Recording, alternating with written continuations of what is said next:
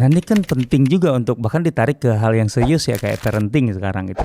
Kita kan mendengar istilah hari ini ya tentang fatherless atau apa gitu. Nah bagaimana dengan anak-anak yang yatim? Ternyata banyak sebenarnya ulama yang lahir yatim ataupun ayahnya meninggal saat masih kecil, kemudian yang berperan besar adalah ibunya. Di buku ini guru itu dalam peradaban kita juga berperan sebagai pelajar sekaligus. Belajarnya itu bisa jadi dia belajar kepada muridnya. Saya dikejutkan dengan sebuah pertanyaan. Apakah gelar Syekhul Islam itu hanya diberikan kepada Ibnu Taimiyah? Seakan-akan itu dimonopoli Ibnu Taimiyah. Saya kemudian mendapatkan, ternyata tidak.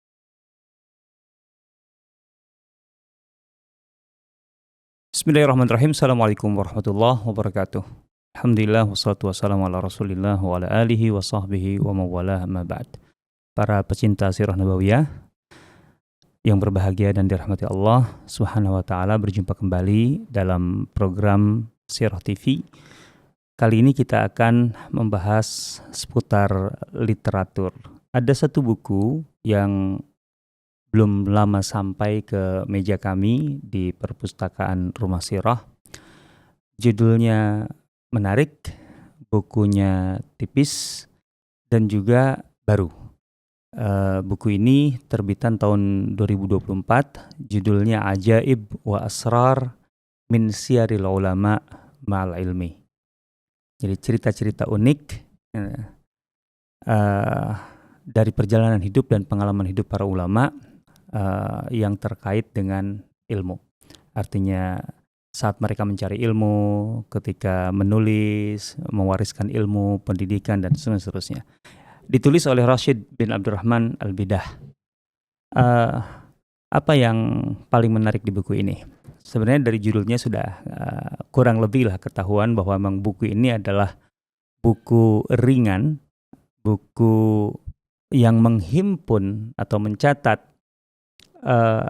katakanlah quote-quote pendek atau data-data gitu yang dikompilasi dari berbagai sumber tentu saja, yang tujuannya atau bisa dikatakan manfaat atau faidah terbaik yang bisa kita dapatkan dari buku semacam ini adalah sebenarnya lebih ke hiburan dalam dunia pendidikan. Jadi begini, dahulu di zaman para sahabat tabi'in, pendidikan kita itu mengenal rehat ya, istirahat gitu. Jadi dari pelajaran yang disampaikan atau dipelajari oleh murid-murid itu kemudian ada rehat. Ya, rehat itu intinya hiburan. Dan itu kurang lebih menjadi pembeda ataupun yang memisahkan lah gitu ya antara pelajaran sebelumnya dan pelajaran yang berikutnya. Dan itu pada masa itu lebih banyak dengan menyampaikan syair, puisi atau segala hal yang berbau sastra. Karena bagi masyarakat pada masa itu yang namanya puisi ataupun ya sastra secara umum itu hiburan yang sangat menarik gitu. Sehingga mereka saling berbalas puisi, terus kemudian atau menyampaikan puisi terbaru atau menyampaikan puisi lama dari seorang penyair besar, atau kemudian istilahnya ada nukat lughawiyah, ada pembahasan-pembahasan yang sangat spesifik yang menarik tentang aspek-aspek bahasa. Nah, itu bagian dari cara mereka beristirahat dahulu dalam pelajaran atau dalam pendidikan gitu. Nah, tentu saja tidak selalu dengan pendekatan syair atau puisi pada masa-masa berikutnya gitu. Ya banyak yang kemudian bisa mereka pakai gitu sebagai media untuk mengisi waktu kosong gitu ya. Nah, diantaranya adalah materi-materi sejarah sebenarnya. Nah, saya rasa buku-buku seperti ini, Ajaib wa Asrar min Siyaril Ulama Ma'al Ilmi gitu, itu bukan suatu hal yang baru dalam arti sudah lama, bahkan ada yang cukup terkenal di beberapa abad yang lalu. Tentu saja buku seperti Al-Mustatraf atau Al-Mustazraf, jadi yang menghimpun yang disebut dengan materi-materi yang torif, sifatnya torif, jadi unik gitu ya, unik, menarik gitu ya, dan juga begitu menyentuh gitu ya, jadi torif, zarif gitu. Nah, saya rasa pendidikan kita hari ini juga, apalagi dalam pendidikan Islam ya, membutuhkan materi buku seperti ini untuk menjadi materi selingan ataupun istirahat bagi anak-anak gitu ya. Dan tentu saja di dalamnya lebih banyak fakta sejarah gitu ketimbang sekedar cerita gitu ya. Jadi buku ini memang diambil dari pengalaman para ulama dari masa ke masa, dari generasi ke generasi gitu. Di mana ada banyak hal yang indah, yang menarik, yang unik, yang bisa kita ambil sebagai pelajaran sekaligus gitu. Bagaimana tidak coba membaca daftar isinya aja sudah sangat menarik nih. Saya bacakan ya beberapa bagian dari daftar isinya. Nah, contohnya nih, ulama mata abauhum farabbathum 'alal ilmi ummahatuhum. Ulama-ulama yang terlahir sebagai anak yatim atau ayahnya meninggal di masa mereka kecil, artinya mereka yatim. Lalu yang mendidiknya adalah ibunya. Nah, ini kan penting juga untuk bahkan ditarik ke hal yang serius ya kayak parenting sekarang gitu. Kita kan mendengar istilah hari ini ya tentang fatherless atau apa gitu ya. Nah, bagaimana dengan anak-anak yang yatim gitu? Nah, gitu kan. Ternyata banyak sebenarnya ulama yang lahir yatim ataupun ayahnya meninggal saat masih kecil, kemudian yang berperan besar adalah ibunya. Di buku ini, saudara-saudaraku sekalian, para penyinta sirah nabawiyah dan sejarah peradaban Islam dimanapun berada, bagi Anda yang ingin mengikuti materi-materi eksklusif dari Sirah Community Indonesia, silakan bergabung dengan YouTube Membership yang bisa Anda akses di channel YouTube Sirah TV. Contohnya di buku ini, sebut ada 20 deh. Ada 20 ulama-ulama yang dididik oleh ibunya karena ayahnya meninggal. Kemudian bahkan ada yang yatim piatu. Berikutnya ulama mata abauhum wa ummahatuhum, yatim piatu. Terus siapa yang mendidik mereka? Yang melahirkan mereka sebagai ulama besar itu, yang berperan besar dalam kehidupan mereka. Itu kerabatnya, keluarganya, kaum kerabatnya gitu ya. Jadi kita belum menemukan di sini panti asuhan gitu. Artinya dalam pengalaman umat Islam atau peradaban Islam gitu. Keluarga itu contoh menjadi institusi yang sangat luar biasa sampai melahirkan ulama. Jadi maksudnya mereka yang terlahir tanpa ayah yatim ataupun tanpa ayah dan ibu yatim piatu itu bukan sekedar bisa memenuhi hajat dasar hidupnya gitu ya. Artinya bertahan hidup. Bahkan kemudian mereka tumbuh menonjol, artinya talenta mereka itu, potensi mereka itu tergali, dioptimalkan sampai pada level mereka menjadi ulama-ulama besar. Ada beberapa contoh nanti yang saya spill ya. Kemudian judul berikutnya, ini banyak terkait pendidikan sih memang. Ini menarik untuk dunia pendidikan. Imla'at jama'ahat talamid mubarakun min masyayikhim fasarat mu'allafat ajibat. Jadi ada buku-buku besar, buku-buku yang sangat berpengaruh, menjadi karya-karya yang bisa dikategorikan magnum opus lah gitu ya. Dari sekian sosok penulis-penulis besar, itu ternyata hasil dari imla. Imla itu dikte. Jadi pada masa itu imla itu dikte itu sebagai salah satu metode gitu ya. Dalam pendidikan, gitu, pengajaran, di mana kemudian murid-muridnya itu yang menulis dan kemudian itu jadi buku gitu. Ya tentu saja isi buku itu yang ditulis murid-murid itu kemudian disahkan dulu, ada ijazah dari gurunya gitu bahwa oke, itu yang memang yang saya ajarkan. Seperti itu. Jadi maksud saya enggak mesti ulama itu menulis dengan tangannya sendiri. Jadi kalau imla jelas. Jadi buku itu tidak lahir dari tulisan tangan si ulama. Jadi ada dan bukan satu, di sini mu'allafat gitu, dan bukan kemudian bobotnya biasa saja, mu'allafat ajibat yang sangat luar biasa itu hasil dari dikte. Nah, ada berapa sini? Kemudian ada beberapa buku kutubun talabaha wa iktaraha talamid ala syuyukhihim. Jadi buku-buku yang ditulis oleh guru gitu, hasil rekomendasi dari murid atau permintaan dari murid. Jadi seorang murid meminta kepada gurunya, wahai guru, tulislah gitu ya, untukku atau untuk kami sebuah buku tentang apa. Jadi taruhlah dalam satu masalah, kan biasanya kan perlu ada semacam pengantar, madkhal gitu. Terus kemudian juga ada penjelasan tertentu dalam bagian tertentu yang itu tidak bisa dijelaskan secara pendek. Jadi kemudian ada permintaan atau rekomendasi gitu ya, yang disampaikan oleh murid-muridnya agar gurunya menulis tentang buku dalam materi atau tema tertentu. Dan jadilah buku itu gitu. Kemudian berikutnya, ini juga menarik nih, man zawwaju banatihim litalamidihim. Guru-guru yang mengangkat muridnya itu sebagai menantu gitu. Atau sebaliknya gitu. Jadi murid yang kemudian menikahkan anaknya ke gurunya, karena murid dan guru bisa jadi umurnya berdekatan gitu ya. Itu bisa saja gitu ya. Nah, ulama akhwal ulama. Jadi ulama yang menjadi paman dari pihak ibu dari ulama lain gitu. Jadi ulama antara paman dan keponakan sama-sama ulama. Data ini menarik kan gitu, artinya di keluarga gitu.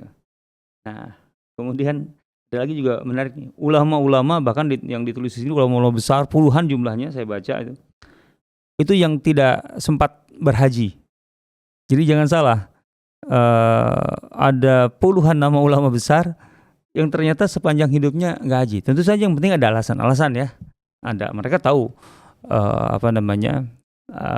kewajiban haji itu gitu. Tapi karena ada alasan yang menarik, yang pasti kan syarat haji istita'ah, jadi kemampuan diantaranya finansial. Ada ulama seperti An-Nisaburi abad ke-5 kalau tidak salah atau abad ke-6. Beliau ini memang miskin gitu loh, beliau fakir gitu. Sehingga memang tidak wajib haji pada dasarnya kan kewajiban haji jatuh kepada orang yang mampu. Yang paling menonjol adalah finansial. Walillahi 'alan nasi hijjul baiti man istata'a ilaihi sabila. Tapi juga bukan karena hanya miskin. Kalau miskin oke. Ada yang menarik gitu. Ada sampai tidak bisa haji, kenapa? Karena sibuk di medan jihad. Jadi ulama artinya tentu saja mereka bergelut dengan ilmu, tapi juga ikut dalam perjalanan jihad. Ya, dan itu jauh dari tanah suci Mekah gitu. Jadi akhirnya nggak sempat. Dan seterusnya gitu ya. Nah, kemudian ada ini kebalikan dari buku Syekh Abdul Fattah Abu Ghuddah. Masradun liman lam yatazawwajna min alamin nisa. Ada tokoh-tokoh wanita, ya ulama, ya tokoh gitu, yang sampai akhir hayatnya tidak menikah. Jadi kalau Syekh Abdul Fattah Abu Ghuddah itu menulis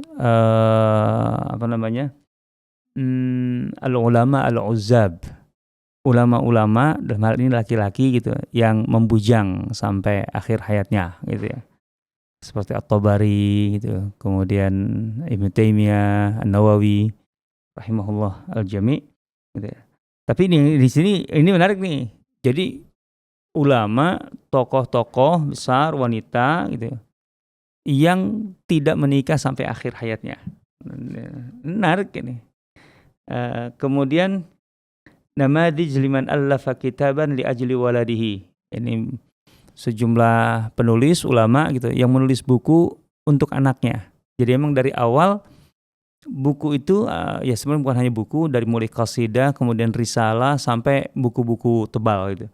Itu ditulis untuk memotivasi anaknya, untuk membekali anaknya, tapi tentu saja mereka tidak pernah, atau para ulama tidak pernah membatasi bahwa ini hanya untuk anak saya, enggak. Tapi alasan gitu ya, alasan dibalik penulisan buku itu, kenapa dia menulis buku itu, atau yang mendorong gitu, faktor pemicunya bisa jadi itu ya. Faktor pemicunya itu adalah untuk anaknya. Itu juga unik-unik dan menarik. Nah, kemudian riwayatul kabir anis shaghir gitu ya.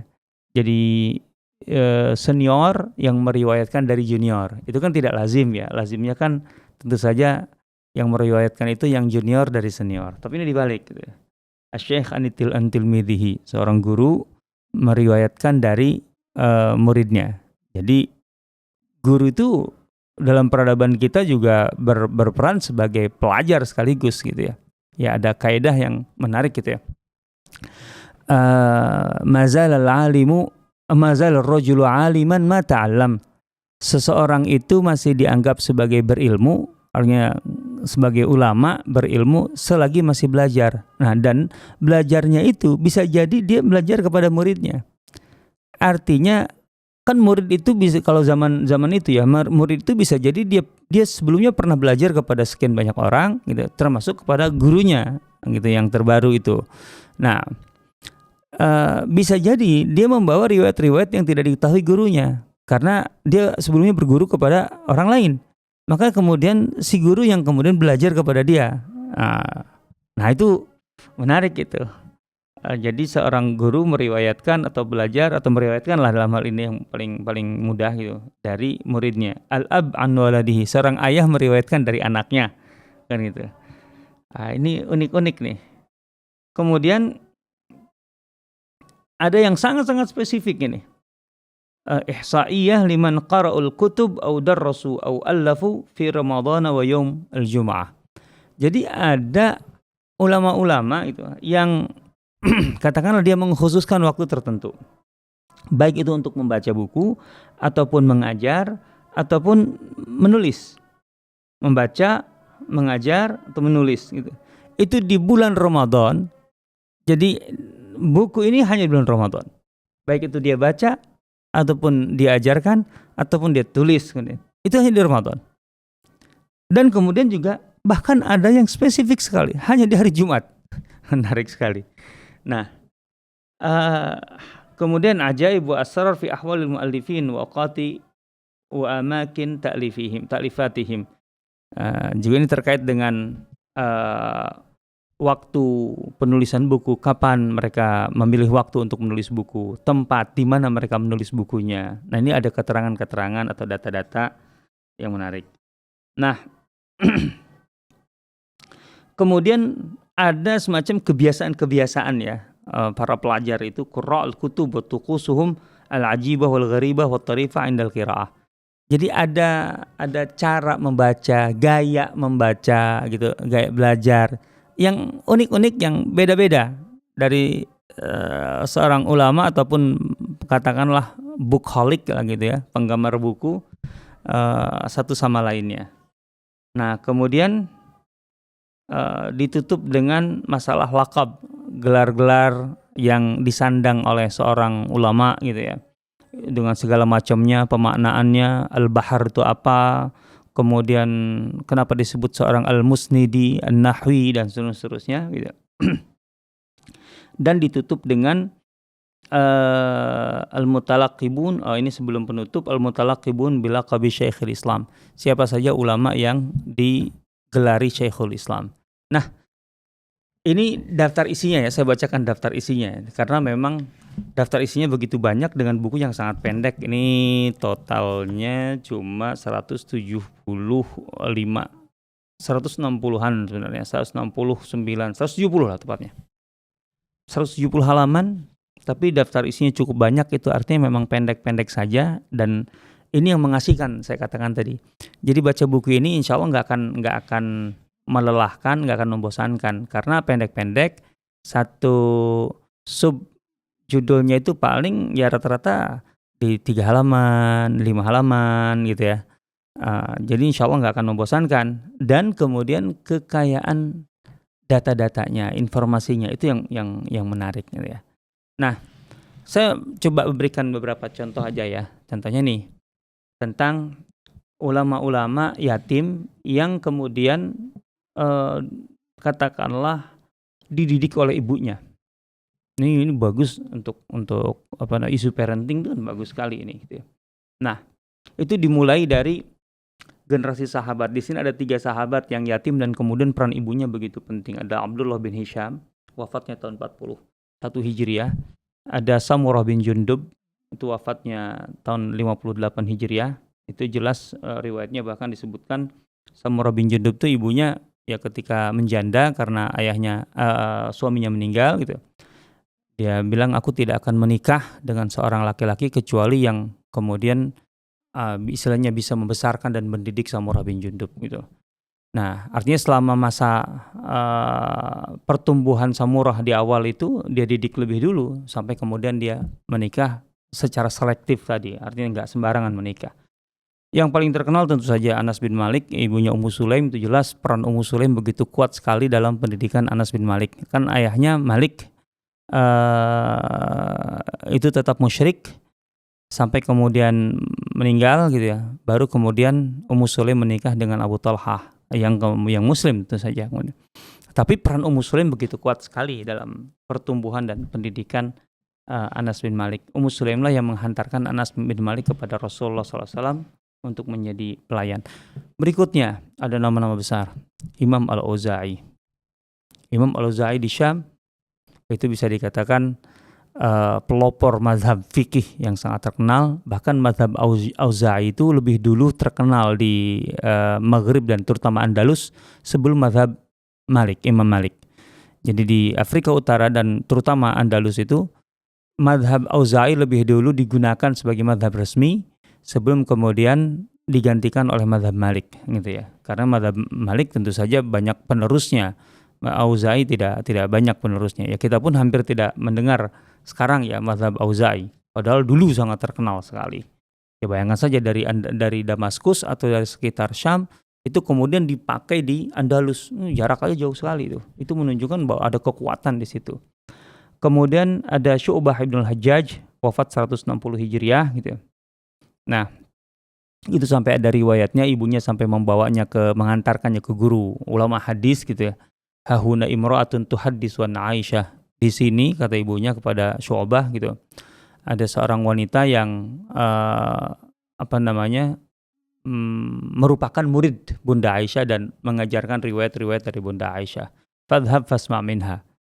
Maka ikuti majelisnya dan belajarlah atau seraplah pelajaran darinya. Nah,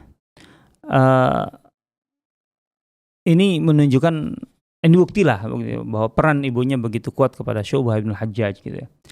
Dan juga yang terkenal di generasi ini adalah Sufyan Ats-Tsauri, ibunya ya, Ummu Sufyan Ats-Tsauri. Sufyan Ats-Tsauri, ya siapa yang tidak kenal dengan nama ini gitu ya. Di masanya Sufyan Ats-Tsauri pernah menjadi buronan khalifah ya, sebelum Harun Ar-Rasyid gitu ya. Kenapa? Karena ingin diangkat atau mau diangkat sebagai kalau sekarang hakim agung. Jadi MA di Mahkamah Agung, hakim agung gitu ya. Qadhi Qudah gitu ya. Tapi dia menolak dan kemudian lari hingga jadi buronan gitu ya. Nah, Sufyan Ats-Tsauri itu kan termasuk yang bertalenta tinggi gitu ya. Artinya masih kecil sekali, dia sudah masuk pelajaran dewasa gitu ya. Nah, ibunya yang mengatakan waktu itu yang mendorongnya gitu ya. Idhab fatlubil ilma, jangan ragu untuk mencari ilmu meskipun kau masih kecil dan kau berada di lingkungan senior gitu. Hatta a'ulaka ana bimighzali. Kalau masalah biaya jangan takut, aku akan membiayaimu dengan alat tenun ini. Artinya aku akan bekerja menenun untuk biaya pendidikanmu. Fa idza katabta 'asyrata ahadits. Nah, masalahnya bukan sekadar pembiayaan, tapi ternyata mendampingi perkembangan pendidikan anaknya, mengevaluasi. Kalau engkau sudah menulis dalam arti mencatat 10 hadis, hal tajidu fi nafsika ziyadatan fabtaghi. Sekarang kamu harus evaluasi apakah engkau semakin semangat atau tidak. Engkau mendapatkan, sebenarnya ini panjang nih pernyataan ibunya Sufyan Ats-Tsauri ini. Intinya termasuk apakah ada bekas dalam arti engkau terkesan dalam arti bekas dalam hatimu. Artinya apakah ilmu itu memperkuat iman dan seterusnya. Wah, itu ibunya sampai sejauh itu gitu. Kemudian ada nama-nama besar lainnya. Imam Malik pun demikian gitu ya. Dan Imam Malik sendiri yang mengatakan kanat ummi tu'ammimuni gitu ya. Wa taqulu li idhab ila Rabi'ah. Ibunya lah yang mengarahkan kepada gurunya yang terkenal Rabi'ah itu. Nah, fata'allam min adabihi qabla ilmi. Pelajarilah adabnya sebelum engkau menyerap ilmunya. Itu ibunya yang mengarahkan gitu. Begitu juga Imam Asy-Syafi'i gitu ya. Imam Asy-Syafi'i itu yatim gitu, dan ibunya berperan besar. Imam Ahmad bin Hanbal juga demikian gitu. Bahkan ada pernyataan Imam Ahmad, kuntu rubbama aradtul bukur ilal hadis fata'khudhu ummi thiyabi wa taqulu hatta yu'adhdhina an-nas gitu ya. Jadi tadinya aku ingin lebih awal gitu, ketika aku ingin lebih awal berangkat untuk mencari ilmu itu, ya ke masjid lah gitu ya. Kemudian ibuku yang menyiapkan bajuku. Jadi ibunya udah bangun lebih awal jauh sebelum subuh gitu ya. Kemudian bilang, "Tunggu dulu hatta yu'adzinan nas." Gitu ya. Tunggu sampai terdengar azan. Nah, eee, ini contoh lah, di sini ada 20 kurang lebih gitu ya. Sampai yang belakangan seperti Syekh Muhammad Al-Amin Asy-Syinkiti, saya punya biografinya, itu ulama besar di satu abad terakhir ini, penulis Adwaul Bayan dan seterusnya lah. Itu juga yatim gitu ya. Nah, jadi intinya ini nama-nama besar yang populer yang ternyata mereka punya latar belakang sebagai anak-anak yatim dan kemudian dididik oleh ibunya. Ya, yang berikutnya tidak kalah menarik sebenarnya, yatim piatu yang kemudian dididik oleh kerabatnya gitu. Kerabatnya di sini entah itu saudaranya, artinya kakaknya atau paman-pamannya atau itu juga menarik gitu ya. Itu dari generasi sahabat sampai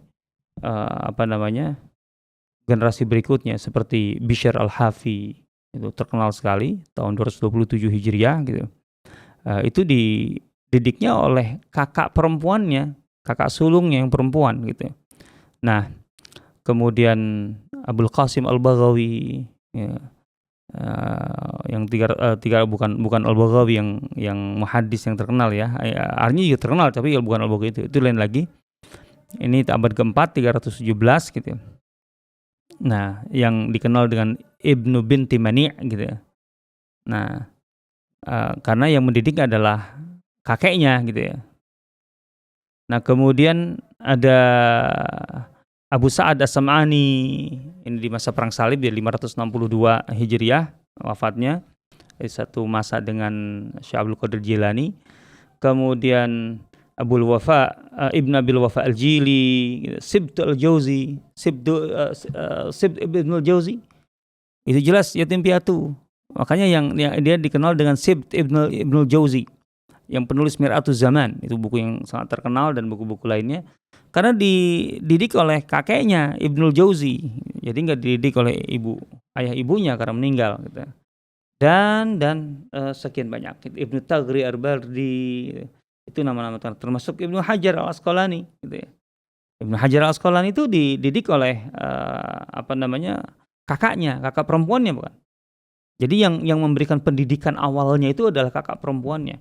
Sehingga kemudian dia mengatakan hiya ummi ba'da ummi. Kakak perempuanku itu adalah ibuku gitu. Ibu kedua gitu setelah ibu kandungku gitu. Nah, oke, ini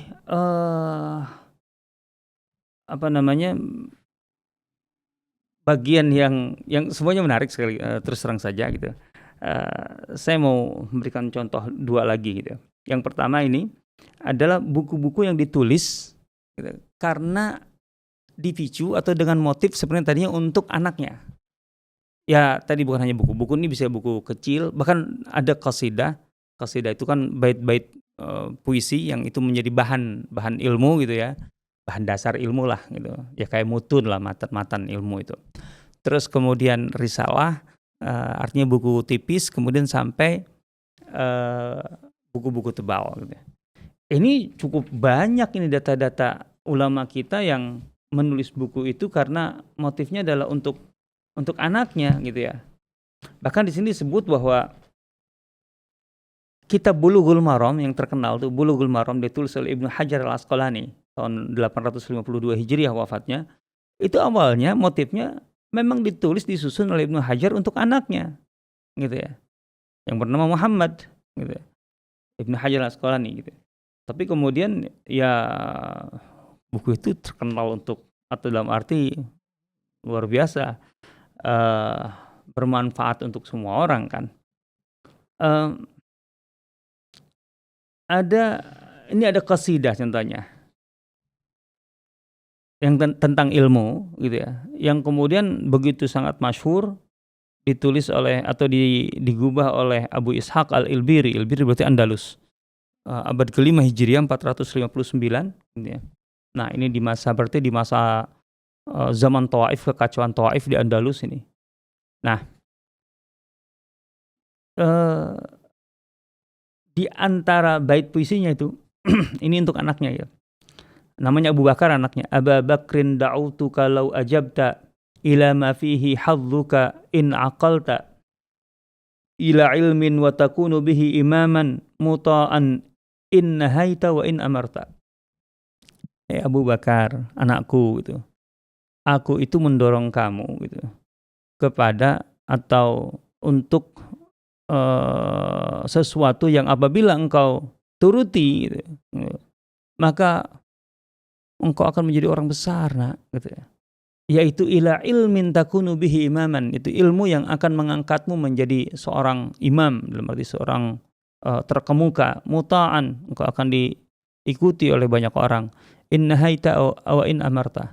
Apapun keputusanmu, engkau melarang, engkau menyuruh, semua orang akan ikut, gitu ya. Ya itu kan dorongan intinya. Engkau kan jadi orang besar dengan ini. Bahkan yang menarik di sini ada seorang ulama atau ya kita di zaman dahulu ya biasalah ulama dan ilmuwan itu dalam arti cendekiawan ataupun pakar. Kepakaran itu bisa dalam berbagai bidang sekaligus. Jadi ulama itu yang sekaligus. Di sini ada seorang tabib Al-Khatib Ibnu Bakhtawai gitu ya. Meninggalnya di kisaran juga 460-an nih Hijriah. Dia menulis buku Kanzul Atibba. Kalau Kanzul Atibba berarti kalau sekarang itu berarti kayak kalau diartikan ya secara mudahnya mungkin rahasia-rahasialah gitu ya. Kedokteran Kanz di sini. Ya Kanz itu kan khazanah atau simpanan gitu yang tersimpan di bawah tanah itu. Jadi rahasia-rahasia kedokteran lah itu paling enaknya. Itu ditulis untuk anaknya loh awalnya. Menulis buku tentang kedokteran untuk anaknya gitu. Nah, dan banyak Al-Hafidz As-Sam'ani ketika anaknya itu tertarik dengan hadis, dia bahkan kemudian menulis buku tentang biografi para syuyukh, biografi para ulama gitu ya, yang bergelut dalam ilmu hadis terutama gitu. Jumlahnya 18 jilid itu. Itu awalnya yang memicu itu adalah untuk anaknya, memudahkan anaknya, 18 jilid kan. Kemudian Mu'inuddin Abul Hasan An-Nisaburi gitu, abad ke-6 gitu. Penulis Gharibul Quran itu juga menulis buku itu untuk anaknya. Nah, awalnya gitu. Nah, Ibnu Munkir, kemudian siapa lagi di sini? Al-Majalis Al-Yusufiyah Ibnu Jauzi itu juga untuk anaknya yang bernama Yusuf gitu.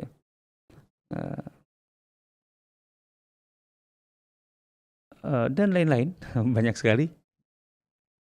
Ada sekitar di sini sampai 60 orang.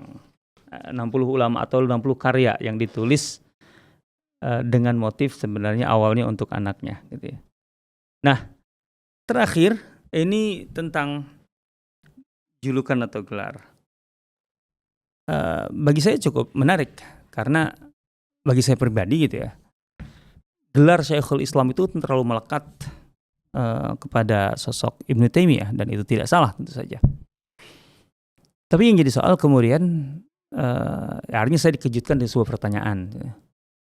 Apakah gelar Syekhul Islam itu hanya diberikan kepada Ibnu Taimiyah? Gitu ya. Seakan-akan itu dimonopoli Ibnu Taimiyah. Saya kemudian mendapatkan ternyata tidak. Karena Al-Hafidz Al-Iraqi pun disebut atau di antara gelarnya adalah Syekhul Islam. Gitu lah. Artinya saya mendapatkan data bahwa gelar Syekhul Islam itu tidak dimonopoli oleh Ibnu Taimiyah. Artinya dari waktu ke waktu para ulama kita atau dalam tradisi keilmuan kita ya mereka memang memberikan julukan Syekhul Islam kepada orang-orang yang menonjol gitu ya. Ya terlepas dalam arti apakah di situ ada unsur asobiyahnya atau tidak gitu ya. Tapi ala kulli hal bahwa memang bukan orang-orang sembarangan pada dasarnya. Nah, yang menarik di sini gitu, itu yang bagi saya sangat Saya sangat mengapresiasi gitu. Ini penulis buku ini dalam arti menghimpun dari banyak sumber yang luar biasa karena berhasil mengumpulkan data di bagian akhir buku ini bahwa ada 70 orang ulama sepanjang masa, ya menurut buku ini gitu ya, sekali lagi, atau menurut penelitian yang dilakukan oleh Rashid Al-Bidah ini, yang sepanjang masa dari masa ke masa dijuluki Syekhul Islam. Syekhul Islam. Jadi selain Ibnu Taimiyah Al-Iraqi, juga Ibnu Salah, bahkan Ibnu Hajar pun juga salah satu julukannya adalah Syekhul Islam. Taqiyuddin Subki, Tajuddin Subki, kemudian dan seterusnya. Wah, jadi saya rasa ini buku yang menarik untuk dibaca dan tidak membosankan. Silahkan. Walaupun kemarin saya dapatnya dengan harga lumayan gitu ya. Harganya karena mungkin buku baru ya. Nah, terbitan tahun 2024. Hayakumullah jami'an. Mudah-mudahan ini informasi yang cukup menarik yang bisa digali, terutama saya rekomendasikan dalam arti bukunya untuk dimiliki dan dibaca. Sangat menarik. Assalamualaikum warahmatullahi wabarakatuh. Saudara-saudaraku sekalian, para penyinta sirah nabawiyah dan sejarah peradaban Islam dimanapun berada, bagi Anda yang ingin mengikuti materi-materi eksklusif dari Sirah Community Indonesia, silakan bergabung dengan YouTube Membership yang bisa Anda akses di channel YouTube Sirah TV.